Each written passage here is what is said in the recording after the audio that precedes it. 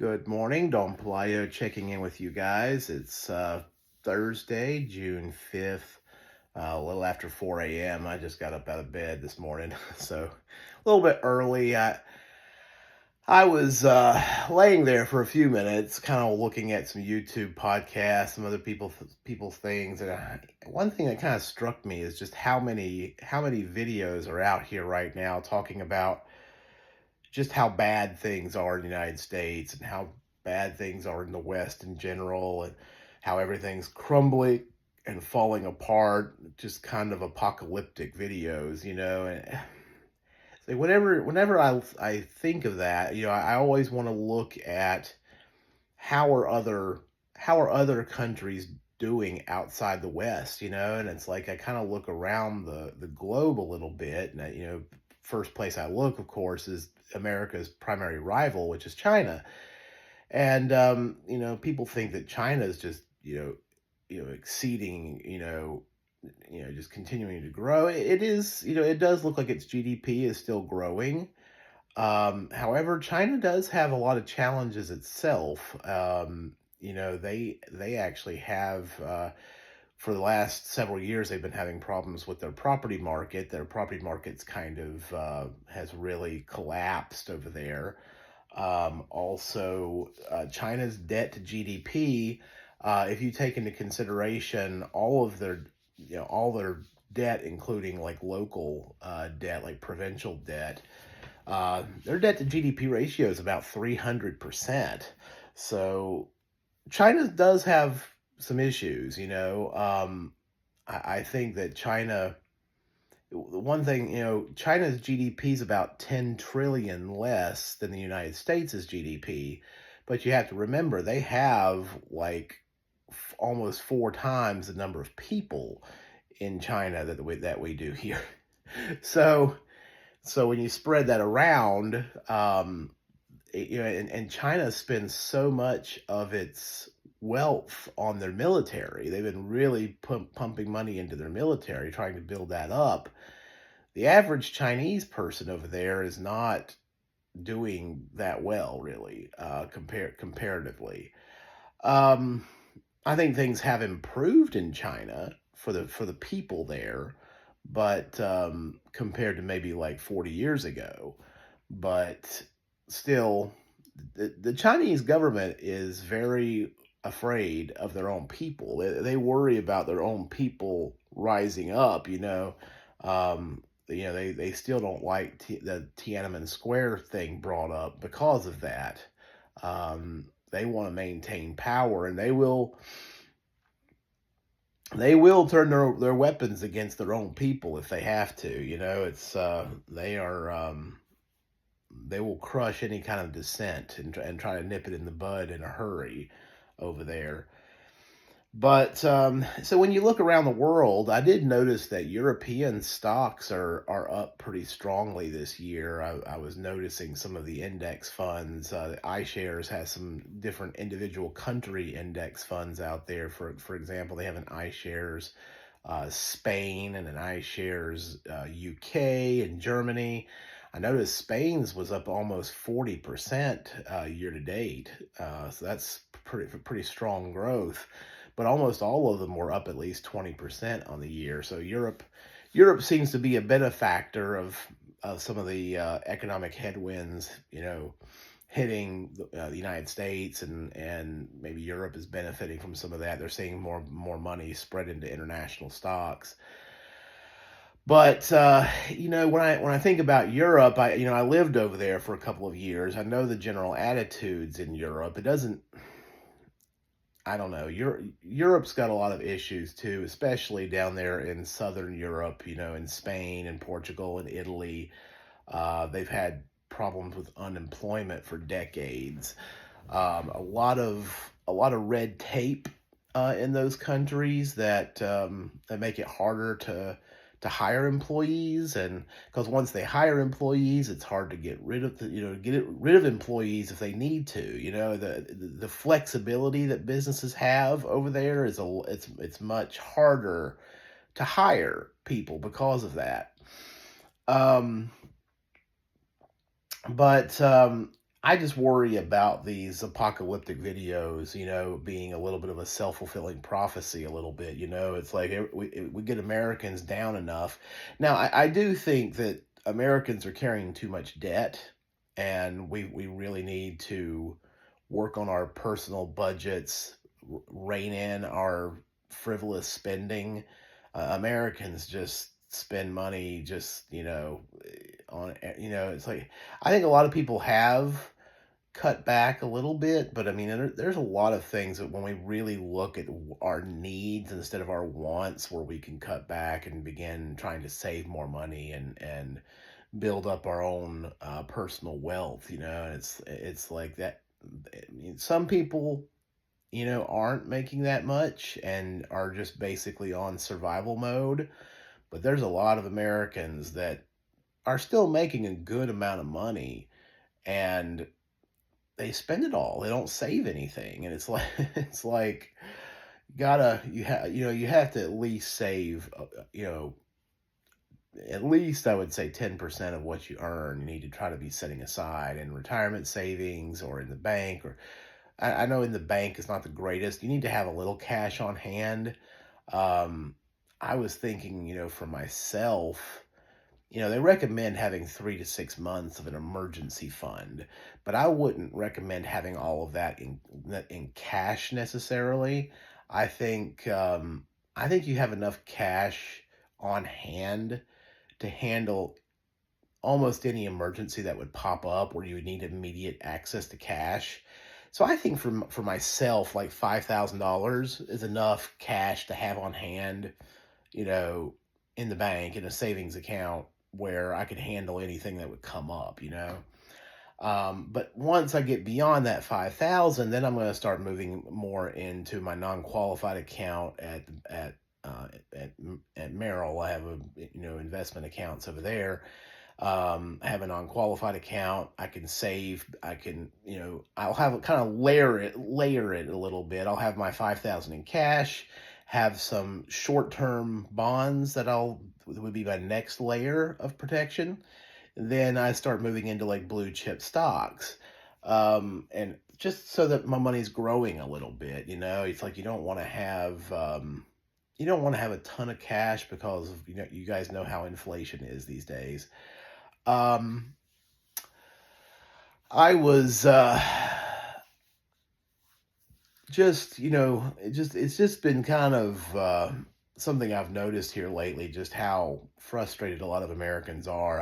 And I think it's just we're so used to, being able to just go out and spend and blow money the way we've been doing it for the last, 20 years, probably, that we've got to kind of get our households back in order. I think we saw the advent of the McMansions during the 90s, and back in the 70s and 8 even the early 80s, most home sizes were more modest. um a lot of families just had one car. They didn't have multiple cars. We didn't have $1,500 cell phones. We didn't have, a lot of this computer stuff that we had to spend money on. There was just a lot of things that families didn't spend money on back in the day. And I remember growing up as a child back in the early 80s, the way it was. I mean, we did have two cars.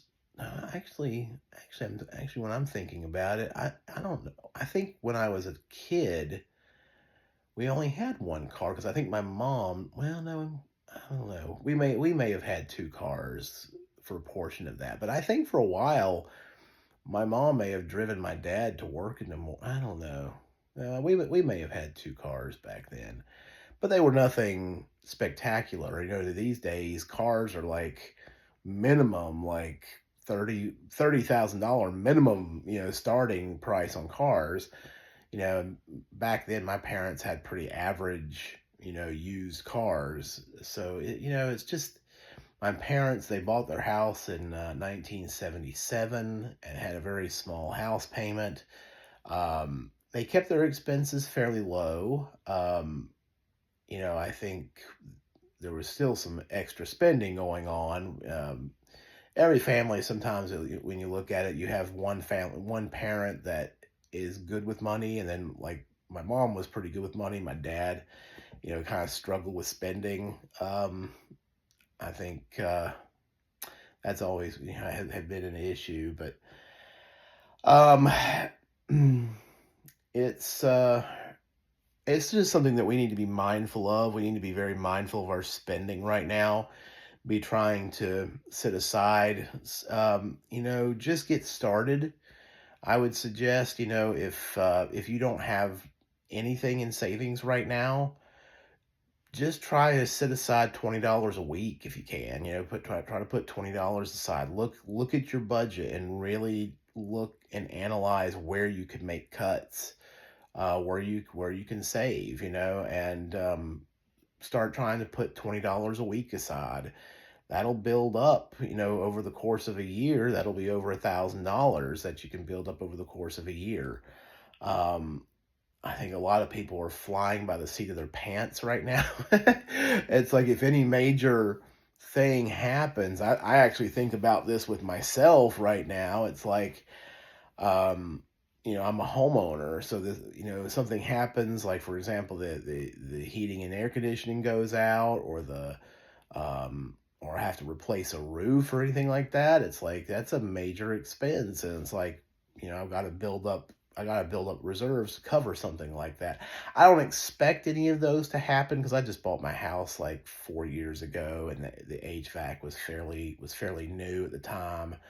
So the roof is relatively new as well. So I don't expect to have that issue for a while, but it will happen eventually, and I need to be able to handle that when it pops up. Um, I am. I've been thinking a lot about selling the house, and there's been part of me that's like, I really want to kind of minimize a little bit, and I've got this house where I'm living, and it's just me here. And this house is it's like 1,700 square feet.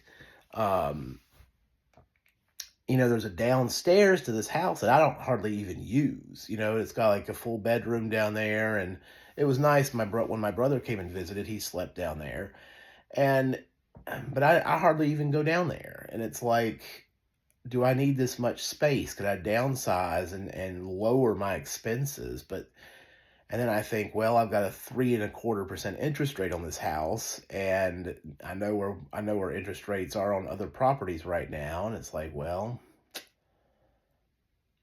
then I think, well, I could buy a piece of land and maybe get like an inexpensive RV and really dramatically cut my expenses, just so I could save more. And I was thinking about that, and I was like, I could do that, but my quality of life would be harder. I'd have to get rid of a lot of stuff. Um, and I just don't know if I want to go through all that. So my mortgage with my homeowners association, I do have homeowners association here, which is like $140 a month. And then I've got my mortgage payment, which is about 1075. Not bad. $1,075 a month for my mortgage, which is not bad. So all in, I'm a little over $1,200 a month with the homeowners association and everything. But you have to think about the maintenance, and people don't, a lot of times homeowners don't think about that, and I am thinking about that because I've had to replace an HVAC when I was living in Florida. I did that. We had to replace a heating and air conditioning system down there in Florida. It wasn't cheap, and it's only gotten more expensive. It's a lot more expensive now than it was then. So um anyway, I just don't want people to feel, yes, are we going through some hard times right now, harder than what we've been used to? Yeah, we are. I was reading a story about food prices yesterday. I saw that, that beef right now is like near all-time highs. So you may want to supplement, or not, or even use a substitute product for beef. If your budget's struggling right now, you may want to use more ground turkey instead of ground beef. You might want to do some things like that because beef is at all-time highs right now. They did say in the article that the cattle herds are at the smallest size they've been since like the 1950s. They are working on that problem right now, but it takes some time. They think that the middle of 2026 we'll begin to see some relief there, and that's coming from the farmers themselves. So hoping hoping that hoping that we'll begin to see that next year. In the meantime, you can use some ground turkey, ground chicken. I know it's not quite the same. I get it, but if you're struggling with your budget, that might be a place where you could save some money. There's things you can do to give the meat some flavor. Um, I get it just isn't quite the same as beef is, but anyway, I've got a doctor's appointment this morning. I'm going to be going and seeing them, and then going into work. And then tonight I have to come home and do laundry because tomorrow night or early Saturday morning I will be driving down to Florida. It's about a 9-hour drive from me, from where I live. So I will be driving down. I thought about flying. Plane tickets are not as that expensive right now, but I don't know. Sometimes I just feel like making the drive. It's like I'm going to be down there for a week too. If it was going to be a shorter trip, I probably would have flown. But being down there for a week, it's just easier just to drive. Anyway, I will see you guys next time, and hang in there. We're all battling right now. I get it. Just relook at your budgets. Look and see where you can trim some of your spending. Go through your bank account and look at what your expenses have actually been, and because sometimes you find little surprises in there, and do what you can to save some money. We got this. This is Don Pelayo signing out.